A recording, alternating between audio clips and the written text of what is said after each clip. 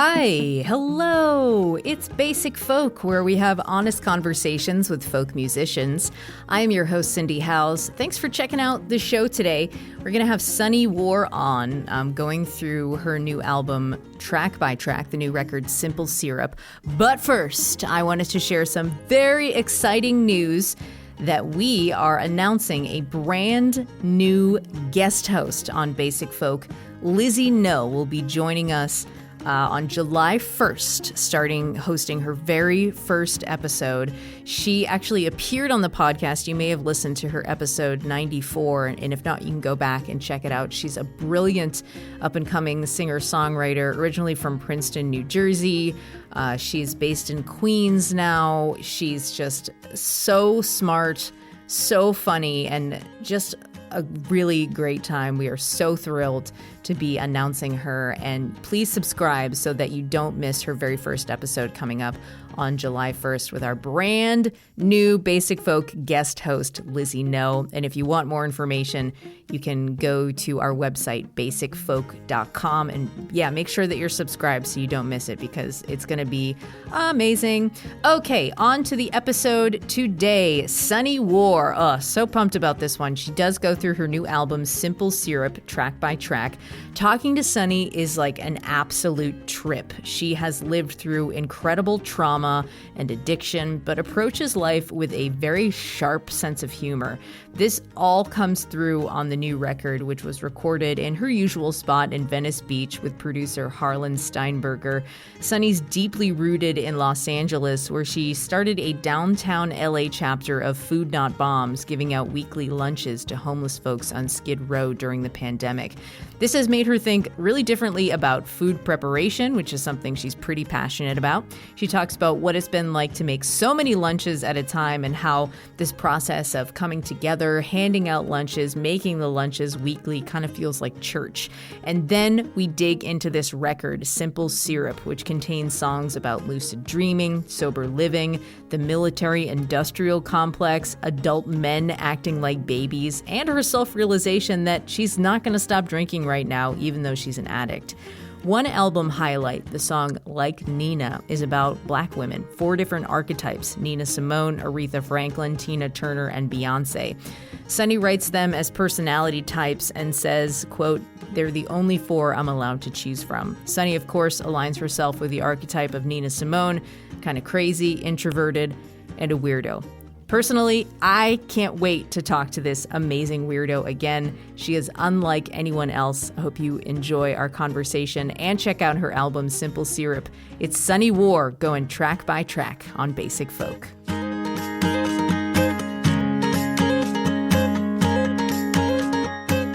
Sunny, it's so good to see you. Thanks for talking today. Thanks for having me.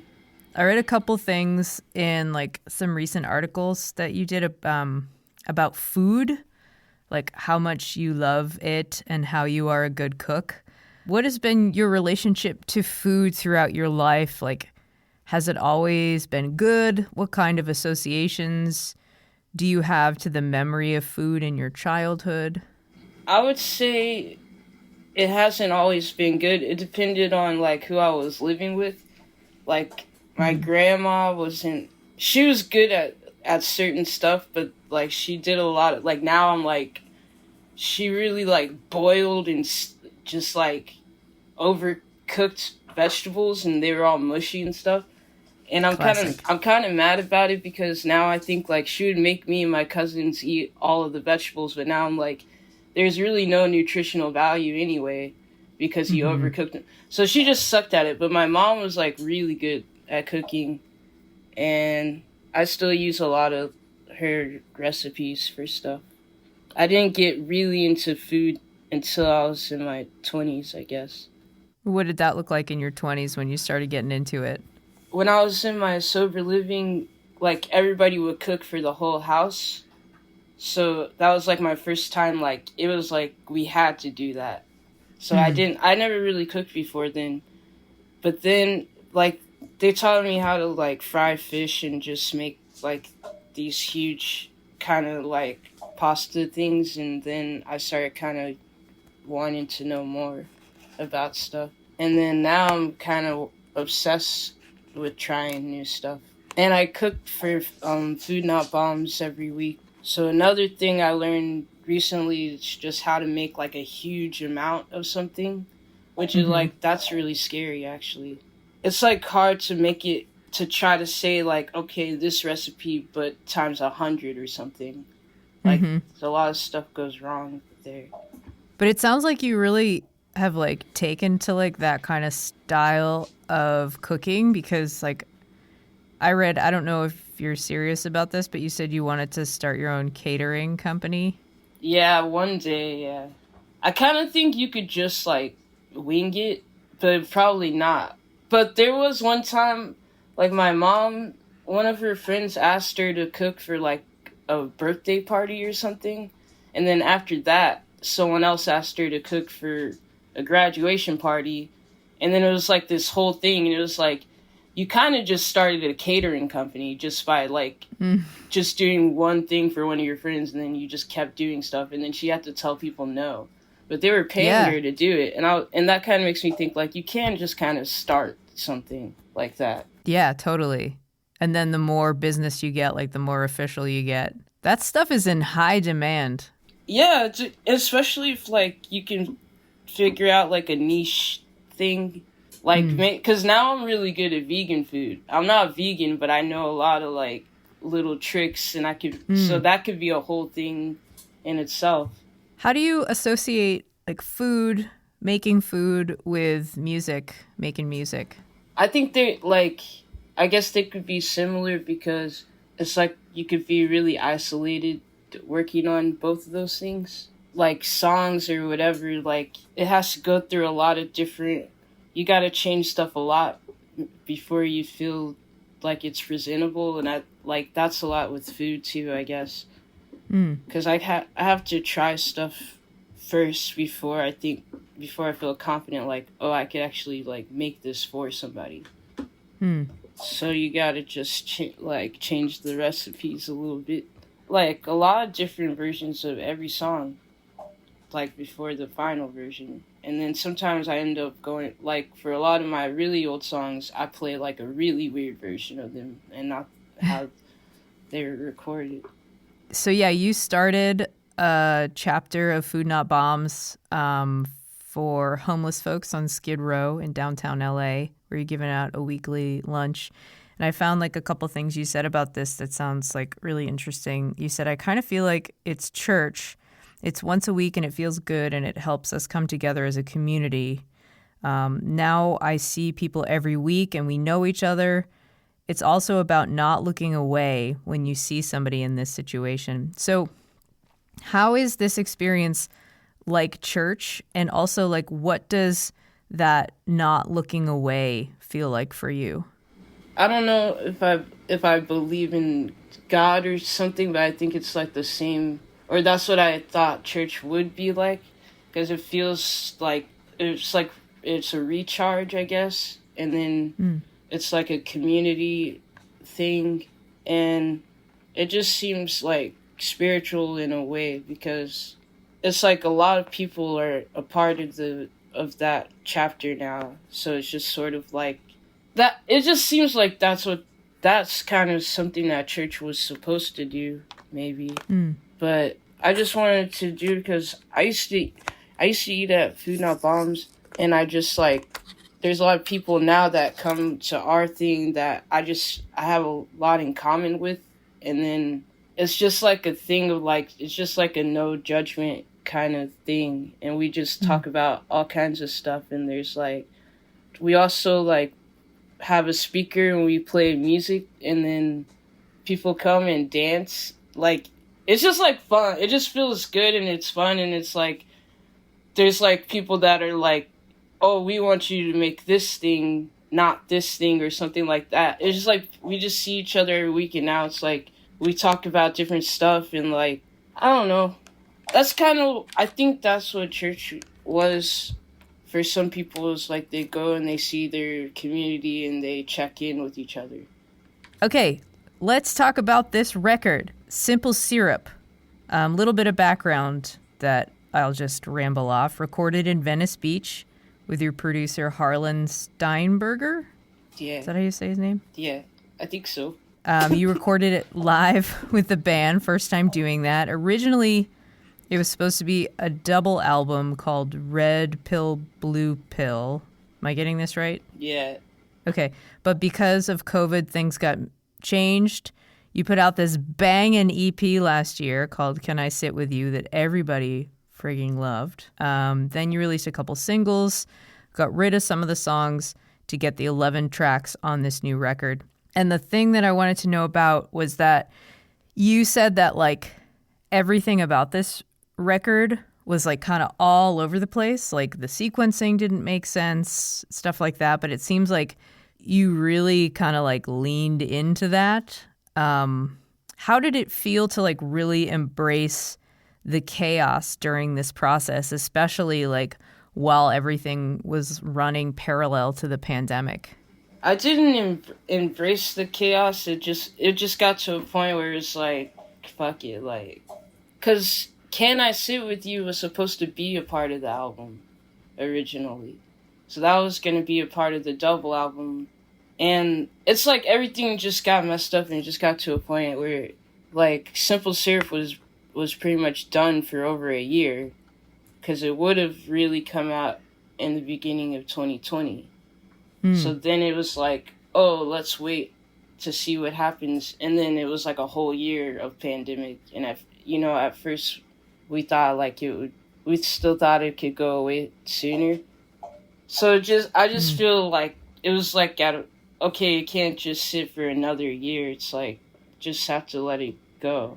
It like changed so much, and then it got shorter, and now it's just like, just gotta let it go and start over. It sounds like you were like really rolling with the punches. No. You're like, no, I was not. No. Because even the art, like, they were going to be, it was going to be red pill, blue pill. I wanted to be two sides, and the red guy was going to be on one side, and the blue guy, well, I don't know if they're guys. I guess they're non-binary or whatever, the people. Mm-hmm. It's just everything just changed a lot about it. I don't know. I'm glad it's over. I wanted to start over. All right, cool. Let's talk about these songs, track by track. You into it? Okay. All right, cool.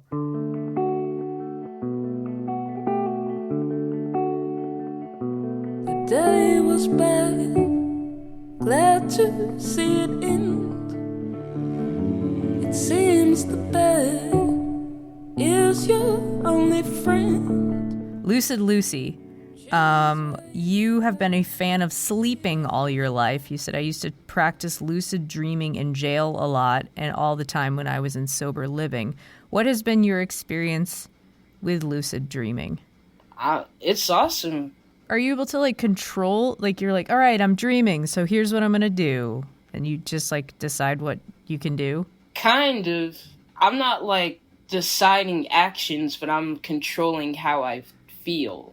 So it's not really like, I can't just be like, today I'm gonna be a mermaid or what, but it's like I can feel happy the entire time. I guess like it just feels more like an emotional thing. I don't have control over my emotions when I'm awake. But when I'm sleeping, I can really like I can be extremely happy too if I want. It's like just something, I know how to stay in one place, only there. That's wild. But sometimes it's like almost like I'm just seeing like colors or something. Like it's almost ecstasy sometimes. But then there's other times I can't control things and I just have nightmares. And it just goes bad, and then I wake up and I try again. What have the dreams looked like for you during COVID? I wasn't dreaming because I was drunk, real drunk. I wasn't dreaming so much. Does the lucid dreaming only happen when you're sober? Yeah, kind of. Yeah. You could drink, but you can't be like real drunk. Like, you have to be, same like, even with weed, like, that doesn't work either. I think it does for some people, but that doesn't help me. The cello part on this song is really beautiful. Niall Taro Ferguson playing the cello. What do you think the cello part adds to the meaning of the song? It's like dreamy sounding, and like it kind of makes, I think it makes it more whimsical when he does, because he bows and he plucks, and I think that kind of makes it sound like a cartoon almost. Yeah. So it's kind of like a Disney like sounding thing. Rest easy tonight, sweet dreams and good night.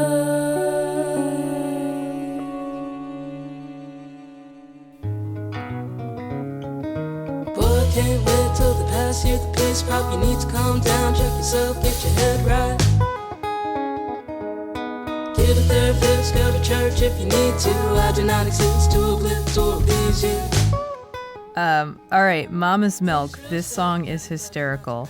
It is about how you are not responsible for the mental health of whatever man you're dating. You don't want to be some guy's therapist. But there's like that line of like listening to your partner's problems and like actually playing the role of like a professional counselor, like ish, you know? So like where does that line exist for you? Like when people talk, like if you know some, because for me it's the same with friends also. It doesn't have to be like a romantic thing, and it's like sometimes people, like if all they do is talk about their problems every time you talk, they're doing that thing to you. Because I think people have a natural instinct of like when to stop talking about something. I think like that sounds messed up, but it's like, if I tell you about, I'm not going to tell you about something for hours. Like I might, like you can know what's going on with someone, but you don't need to hear about it every day. I can't explain it. It's like, it's just, you need to, at least there has to be an even exchange. Yeah, totally. It's like you get emotionally worn out. Yeah. And then it's just overwhelming. And then unless somebody is an expert on something, it's like you can tell when people really don't have the answers and they don't know. It's just like, I feel like if someone doesn't naturally like see that the person has no idea how to help with it, it's just, there's no point of it. And it's right. Like, that's why people go to school for that. Like, yeah, you can't just ask anybody to how do I work through this trauma from when I was a kid. And that, you know, it's like, I don't know. It's because everybody has their own stuff they're trying to fix also. So it's just like, I think we all need to see professional people if it's that much of a, or just ignore it and be quiet about it. How did writing this song help you with boundaries? I guess, it didn't really help me. I just don't really talk to people that much anyway. So I was already like trying to isolate myself from people anyway. But that's just because I'm traumatized by people, that every friendship and relationship I ever had, to a point where I just am so exhausted that like somebody could be cool, but I just feel like it's already too much that could happen. Because I remember a couple years ago, I was trying to be more social just by like going to more shows and like just trying to be a good friend and just trying to do more stuff. And then it was just like everything got so dramatic and crazy, and I was like, I don't have the energy to interact with people like that. So now I just accepted it, because I think I was just getting inspired by TV, like seeing people go to events on TV, and I was like, why don't I have a social life? But then now I'm like, oh yeah, I don't like it. I don't like people. Yeah. I like going to shows, but we're not talking. Yeah, nobody talks to each other. Yeah. It's like a introverted extrovert, or an introvert trying to have extroverted aspirations. Because it looks cute. Like, yeah, when you watch something like Sex and the City, I always thought, like, why don't I have friends? But now I don't. So this song is called Mama's Milk. You said because the chorus implies that they literally want to be nursed and never were as babies, which is like, Your sense of humor is so weird and like hilarious. Like what a hilarious visual. What's it like to include your like wild sense of humor into your music? I don't know because I think it's funny, but I also really mean that. Right. So it's like I don't know, or I don't really know things are funny until someone says it's funny or something. Because I think everything is funny. Right. Kind of. And then sometimes when I think I'm being serious, people think it's really funny. Like one time, like that song, Drugs Are Bad, people like, the first time a couple of my friends heard it, they just were laughing, and I was like, oh. And like Weird Al, when I was younger, I didn't know it was supposed to be funny. Weird Al. Really? Yeah, when I was a kid, I just really listened to it. I just had no idea. I just really didn't.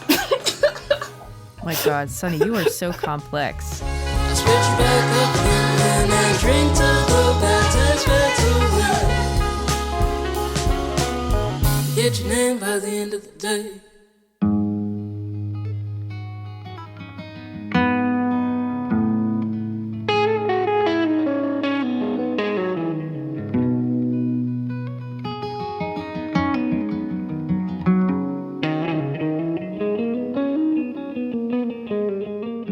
So the next song is called Like Nina. It's a song about black women, different archetypes. Nina Simone, Aretha Franklin, Tina Turner, and a little bit of Beyonce. You write them as like personality types, and you're saying they are the only four I'm allowed to choose from. How do you see each of these, and why only just these four? Well, I guess it could be more than four, but like other iconic black female singers, they would still fall under one of those four categories. So that's like anyone else I could think of, I could put them in one of those categories. That's not right, but that's just, so I guess those are my favorite four from those kind of, because it's like different eras and kind of different styles. You are aligning yourself with the archetype of Nina Simone, kind of crazy, introverted, kind of a weirdo. And the aesthetic of the song also kind of has that feeling, like it opens up with this rad musical intro, the voice and guitar kind of match each other, and there's this like unpredictability of the song, and it does not go where I thought it would go at all. Like it's just like a wild ride. So how does the aesthetic of the song relate to the persona of Nina Simone? I think it's like dramatic a little bit, and I don't think other than that, I don't think it really matches the aesthetic of Nina Simone. You don't? No, because she's more commanding, you know? But like musically commanding? Yeah. Do you feel musically commanding? No, I think I'm more just quiet, I guess. I think maybe it's the instrument too. Maybe it's like just certain stuff. It's like when she's playing piano, it's like boom. It's just hard. Like, and I feel like a lot of her recordings, it's like I feel like I'm inside of her piano with certain recordings. And then I feel like her voice is just more like just strong and commanding. You only started listening to Nina Simone about 5 years ago. How did you discover her, and what did it feel like to first hear her songs? I think I was just listening. My mom was listening to her, and then I just decided to check it out.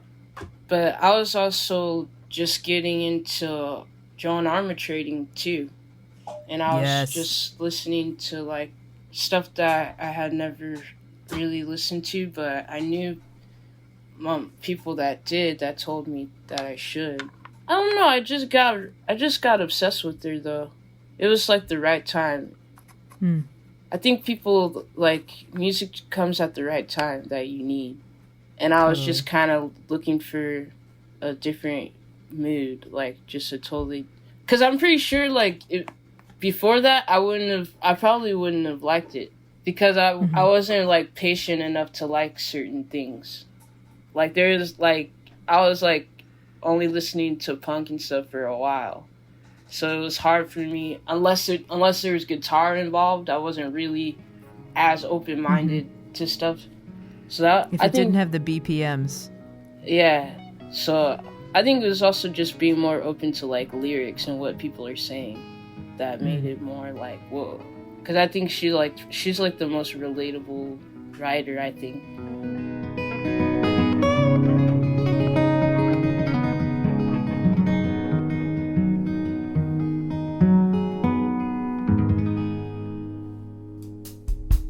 Sun right in the bed, a bullet in your head. I'll tell you that I love you while I'm wishing you were dead. Smoking that drink, puke in the kitchen sink. We'll come and kiss a loser if that's really your kid. So, all right, the next song is Kiss a Loser. And you said, in that song, I'm the loser. I'm an alcoholic and I don't care to change that. I'm just working on keeping it under control. How did you come to that realization after being sober and living in sober houses that you weren't going to give up drinking? People who are sober, they use something else. It's like people in AA and NA, they drink so much coffee and smoke so much cigarettes and stuff. And then a lot of them get addicted to like working out. And it's just like, you're going to do something. I feel like I probably shouldn't drink, but I don't feel like my life is at risk as long as I'm not using like narcotics, you know. Mm-hmm. So I just think and also I don't even drink like hard liquor anymore. So I'm not really like, it's not there's nothing good I could say about it. Are you drinking wine coolers? No, I just drink really strong IPA. Oh, okay. And so I don't feel like I really drink that much. A lot of them are getting pretty high alcohol percentage these days. Are you drinking it to like try to enjoy the drink, or are you still drinking to get drunk? Just to fall asleep, because I don't start till like nighttime, and it's just I don't know how to, because then if I don't, I just feel awake. I don't know how I'm supposed, and then I'll just be up till like 4 a.m, and I'm just like I can't like. And I do like an hour of cardio like every other day, and I do stuff that should be making me feel like be able to wind down and stuff. And I've been trying to like eat right or whatever and stuff and drink water and everything, but I can't naturally wind down. But I had problems with insomnia when I was a kid also. So I think it's like there's probably a healthier way to deal with that. But I like being drunk at night because I laugh so hard. The song Mama's Milk is about how you're not responsible for other people's like emotional problems. But like in this song, Kiss a Loser, there's like a lot of really cool self-realization and self-acceptance. And also it seems like you know that you're responsible for your own mental health. It's really interesting. So, like, I'm wondering what you're going to say to this answer. How did writing the song Kiss a Loser help you sort your feelings out about your shortcomings? I guess I haven't sorted my feelings out, but I feel like I know, like, what's wrong and stuff. And, like, it helps me, like, when stuff goes wrong. Like, it's easier for me to analyze something, like, if we have a fight or something, I can tell when it's like, oh, that's on me. Like I was just really being a piece of shit, which a lot of times I am, you know. But then it's like, then I can see when it's not me though too. Be like, that's on you. That's your shit.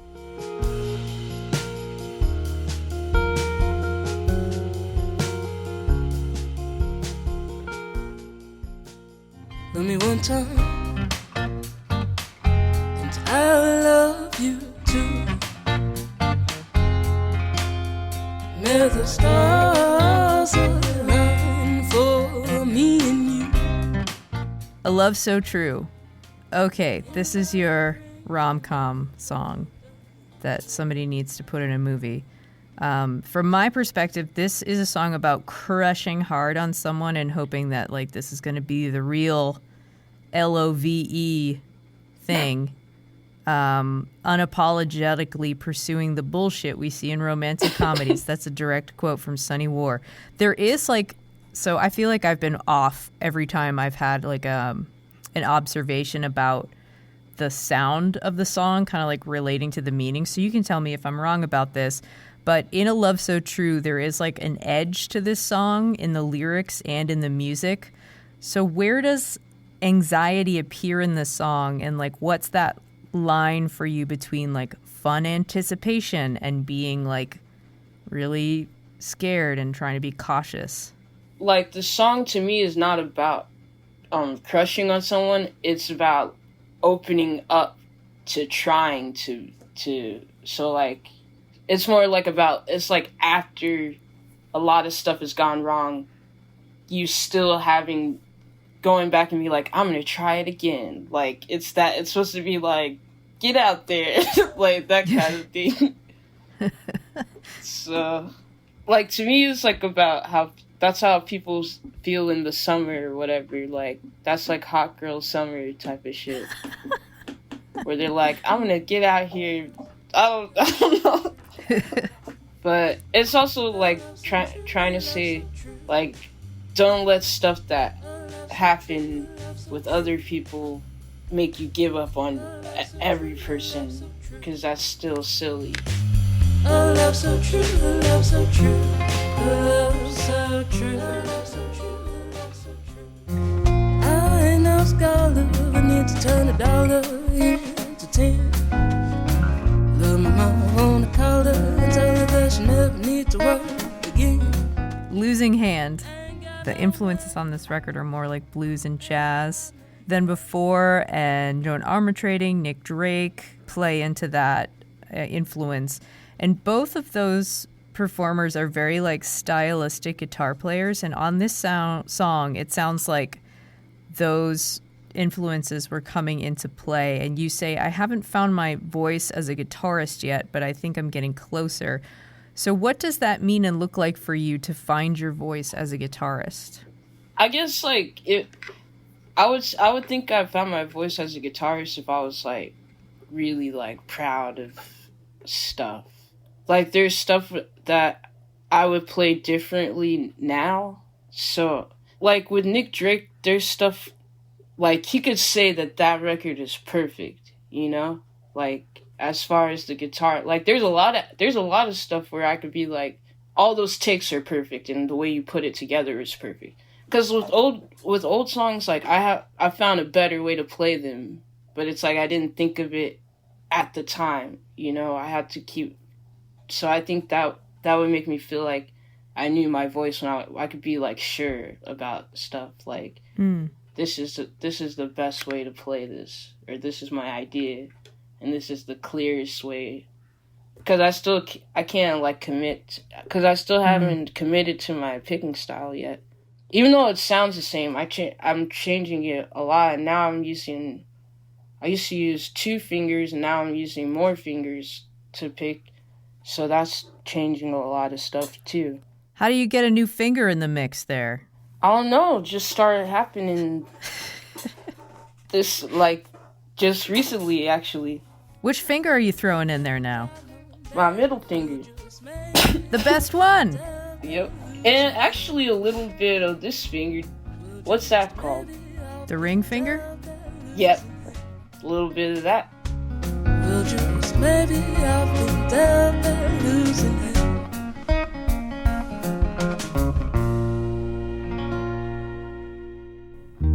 You made my heart say boom, boom. Fireworks all in my dress. I'm howling at the big moon. I can't sleep, I can't rest. Love is P-E-S-T-O pest, yeah. Love is a Pest. There's lots of saxophone on this record, especially on this song. I really like the way that it comes in. So what is your relationship to the saxophone, and what made you want to include it so much on this record? Yeah, I don't know, man. I must have really been losing my mind.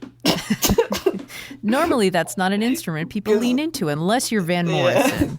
Yeah. I don't even like saxophones at all. I really don't. But that guy is good. I think I like how I like. If I was gonna listen to saxophone, I would like the, what is it called? Is the tenor sax? The tenor sax, is that the lowest one? Isn't it the baritone? The baritone. That's the one I would choose. We call it the bari. Yeah, that, I guess it's like, I just knew I wanted I either wanted like a flute or a trumpet or something. I just wanted some kind of like, but that guy lives around the corner from the studio, and it was just like, let's try this. But it just worked, I guess. Yeah. But I didn't really I wasn't sure about that. He knows I don't like saxophones.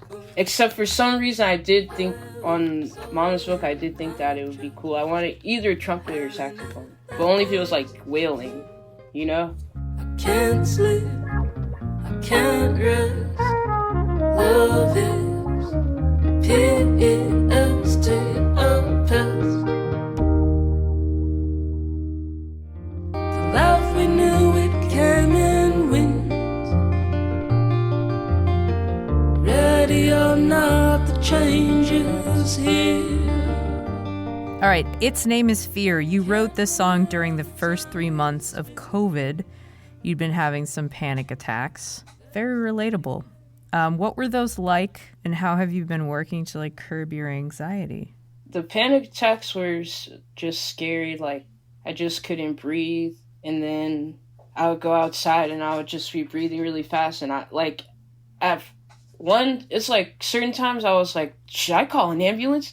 Like, I was freaking out. I was just like, I couldn't catch my breath. It's like I was breathing. It's just like I guess it's just like a mental thing. But then I noticed like I had to stop reading the news a little bit.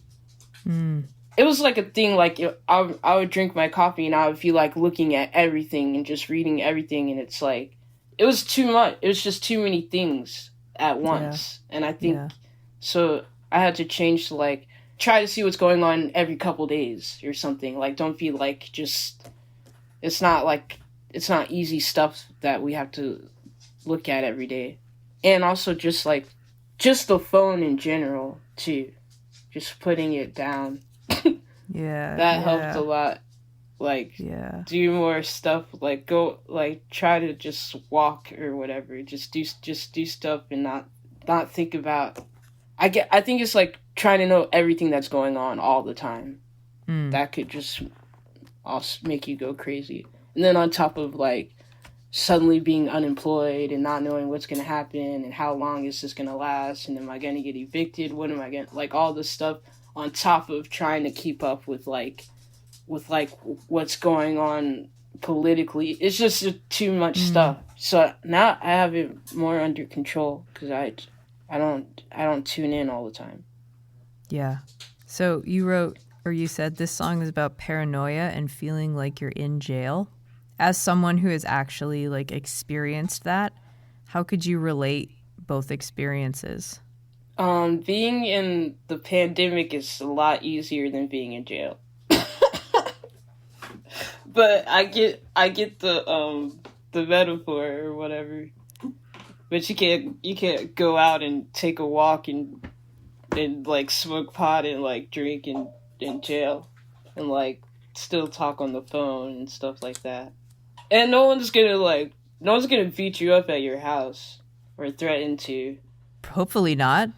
Oh yeah, that's another thing. Some people, I mean, that's another thing is like domestic violence, like was really bad during COVID. Like I was seeing that a lot of people were getting beaten by their partners and stuff, which is just sad. There's a new game, its name is fear. He only calls when he's in jail. Thinks I have money for his bail. I still love you, we're still friends, but I can't bail you out again. Well, listen, like, while we're on that sadness note, the next song is very sad. Deployed and Destroyed, yeah. Oh, we just both made the teeth emoji face. There is, like, so much going on in this song, Deployed and Destroyed, about your friend Zach, who joined the Navy after high school because it was the only option for him. He has PTSD, he's in and out of jail. So the song is about the way the military treats veterans. It's about Zach, like who he is, where he came from, his beautiful music. And it's also about your relationship with Zach, kind of like putting up a boundary with him about not being able to help him anymore with bail and stuff like that. As someone who had a similar experience with drugs as Zach, how hard was it to establish that boundary and communicate it to him? It's weird because it's like I can't help him. Like, the boundary is only that, like, I can't help him financially, and I would never let him, like, crash at my place or something. But other than that, I feel like there aren't that many boundaries. Like, I feel kind of like I'm his bitch or something, because he can call me whenever he wants, and I really answer. And also, like, he has me do weird shit. Like, he'll be like, I need you to get on Facebook and send my mom a message and tell her where I'm at. Please, that's all I want. And just stuff like that. But I've done that like 10 different times, where he's like, can you just write to my sister and tell her to how she can get in touch with me, and just stuff like that. So it's like, I do everything but, like, because there's been times where he's like asked if he could come over and crash and stuff and do like stuff like that. And then another time recently, he asked me for a guitar. He's like, can I buy a guitar from you? And I'm like, no. Like, I guess he had like $200 to get a guitar, and then he wanted to go busking again. And he asked me to lie, because right now he's in a sober living that he was put into after jail. And he's asking me to lie to the people there, saying that he has a place to go. Because they won't release him unless he gets, like, he's supposed to be living there, getting a job, and then getting a place. And he wants to just leave and go back to the streets. And I'm like, I'm not going to lie to them and say that you have a place to go. And I know that if you go back to the streets, you're just going to relapse. So I'm like, why don't you just actually just be sober and just do what they want you to do? Because that's the only way. But that's the thing where he's like, no, I'm going to go busking, and I'm going to save money like that. And then I'm going to move here and blah. And I'm just like, that's the same. It's just a circle. Yeah. So it's like, I'm not like going crazy trying to. You can't bullshit a bullshitter. Yeah, I'm like, okay, try it your way, but I'm not going to lie to them for you. Like, I'm not going to help with that. But he's still my friend. It's just there's also times where it's like, I've seen him like really out of it, and I have to just be like, I'm not going to like talk to you right now. Destroyed.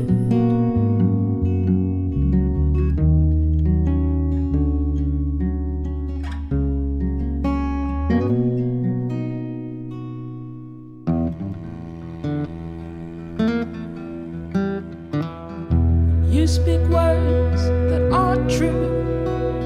I feel it in my chest. It hurts to doubt or question you. Puts love to the test. Okay, the song Eyes is about your friends and family who have died, but you feel their presence with them kind of looking out for you. What has been your experience with feeling connected to people who have passed on? Well, it's been a lot, because just like a lot of my friends from when I was younger died, like all before most of them were younger than 35.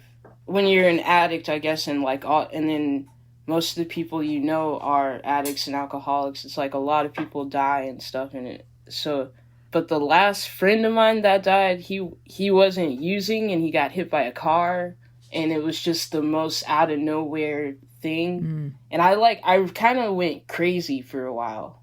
Like, it just wasn't, I couldn't get through it. And I kind of feel like he visited me one night, It actually, that was the same day that I found out about it, and I was like, I was just sitting on the floor, like, because we used to live together. We were roommates for a couple years, and then, like, I knew him since I was, like, 13, and it was like, I was just really I was not handling it very well.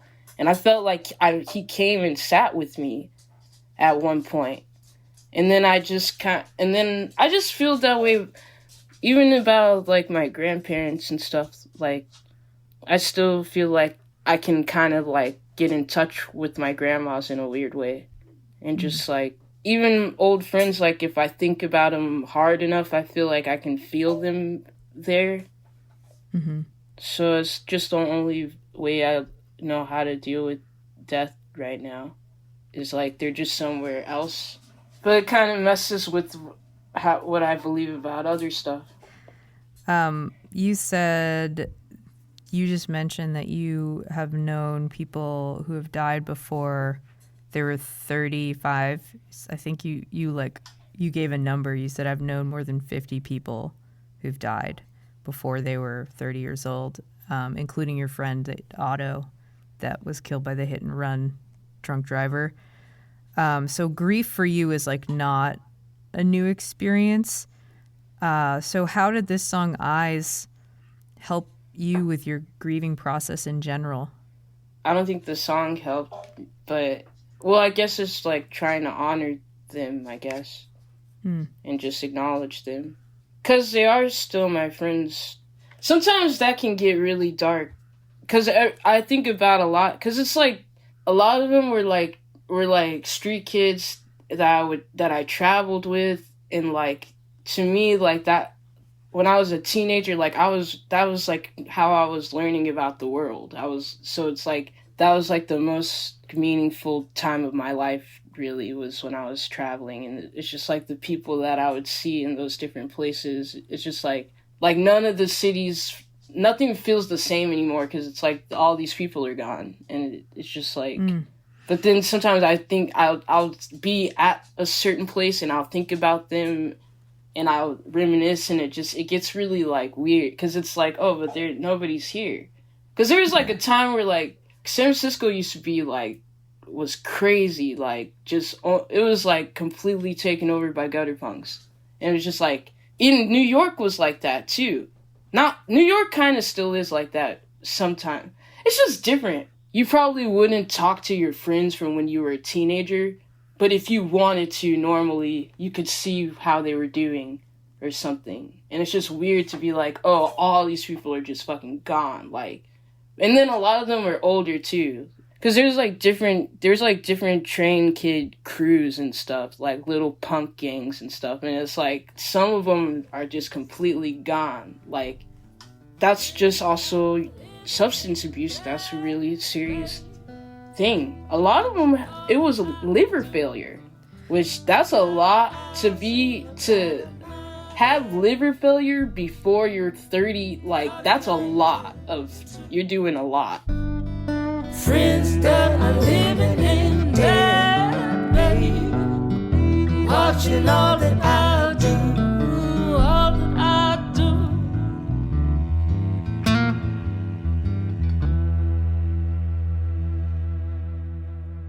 They say, come now, sweet lady,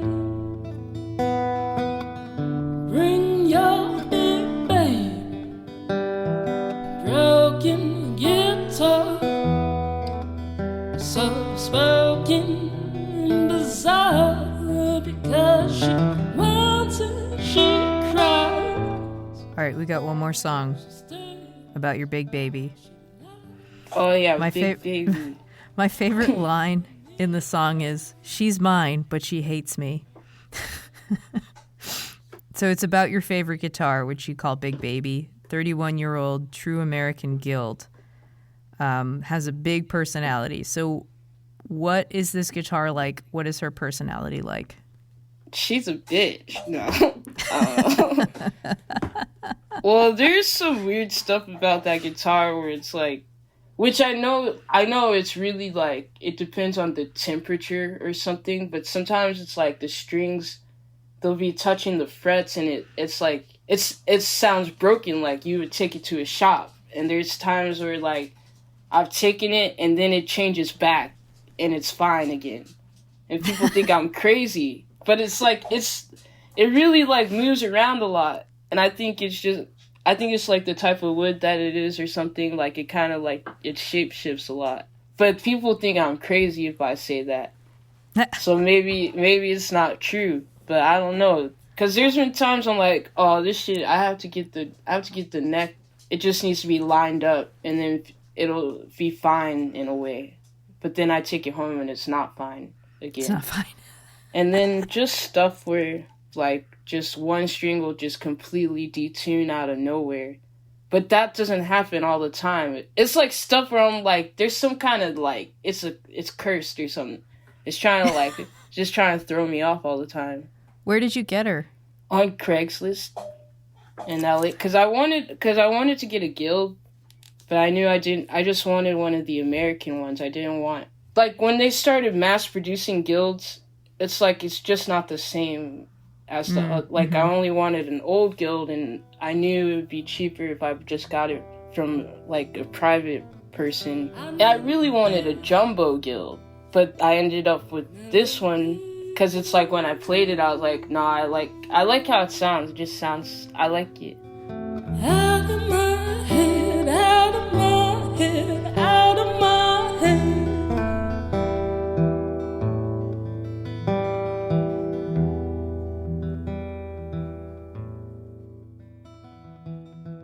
Sunny, let's do the lightning round. Last time you were on, we did the lightning round, so I wrote new questions just for you.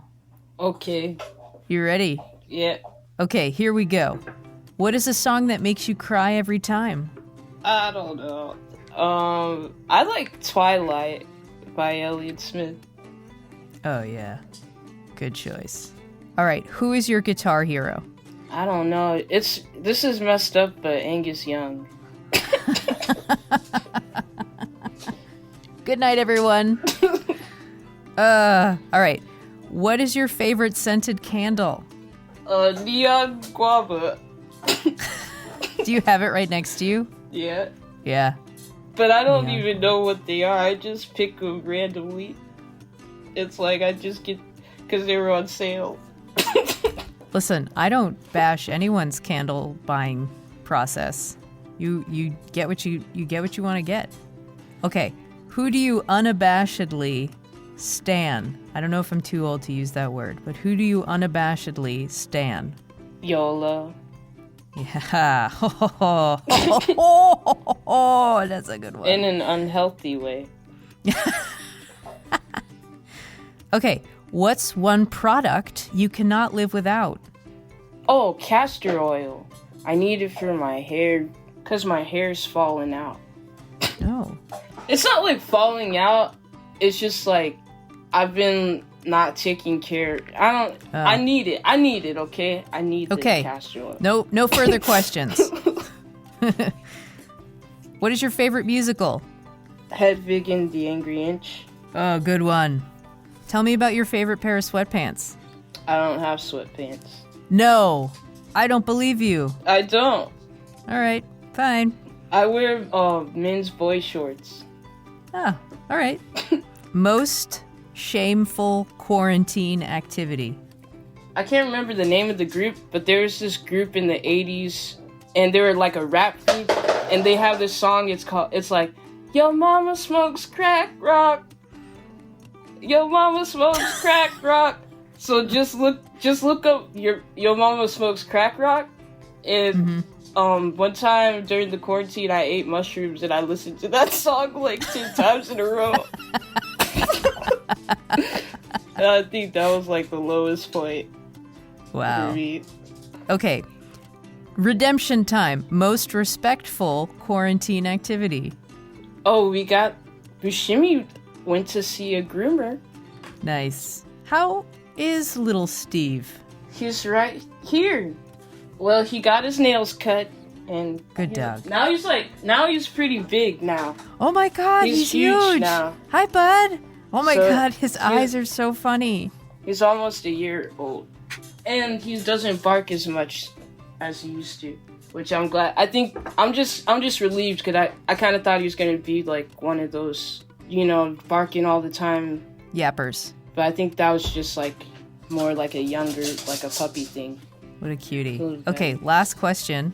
Sunny War, where do you want to go once travel restrictions are lifted?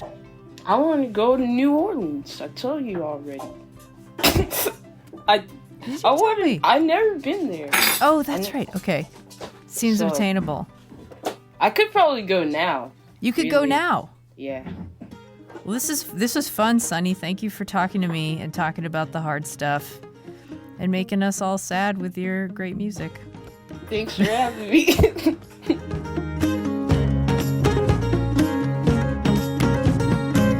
Basic Folk this week was produced by John Nungesser. Alex Stanton of the band Townspeople composes our music. Basic Folk is on the American Songwriter Podcast Network.